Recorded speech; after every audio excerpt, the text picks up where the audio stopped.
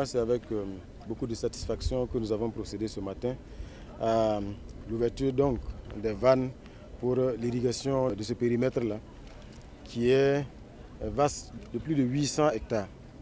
C'est un jalon de plus qui est posé dans le combat qui est engagé pour la souveraineté alimentaire. Comme vous le savez, le président du Faso, le camarade capitaine Ibrahim Traoré, a fait de l'autosuffisance alimentaire une priorité. Si bien que l'offensive agro-pastorale et halieutique qui s'exécute actuellement a vocation donc à faire en sorte que notre pays, le plus rapidement possible, puisse sortir du cycle de la faim.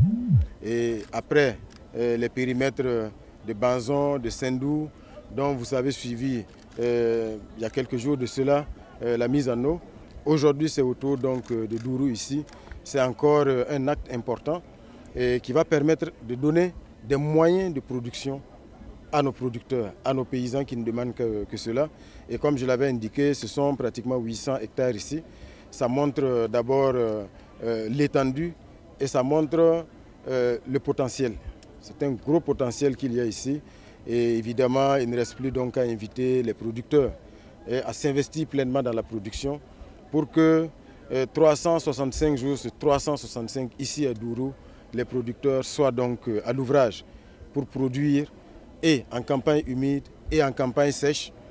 Ça va permettre bien sûr de renforcer leur résilience, de chasser la faim de la zone ici, mais aussi de la région et du Burkina Faso. Donc c'est ce message que nous avons, mais aussi féliciter les acteurs qui se sont investis pour que ce chantier-là puisse se réaliser dans les temps.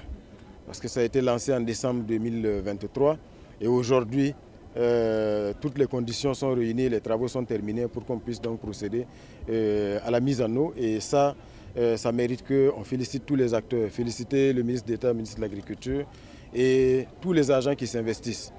Le plus dur reste, ça veut dire maintenant en termes d'exploitation du site, mais aussi en termes de préservation des investissements qui ont été réalisés.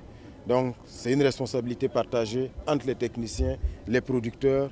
Il faut que tout soit mis en œuvre pour que les gros investissements qui ont été faits ici, c'est près de 17 milliards et demi qui ont été investis, cela nécessite qu'on en prenne soin pour que ce soit un investissement durable qui change de façon durable et de façon définitive les conditions de vie des populations dans la zone, mais aussi que chaque année on puisse sortir ici des quantités importantes de céréales, de produits de la maraîchiculture qui vont permettre bien sûr de nourrir vraiment les Burkinabés. Et comme je dis, c'est vraiment un acte très important.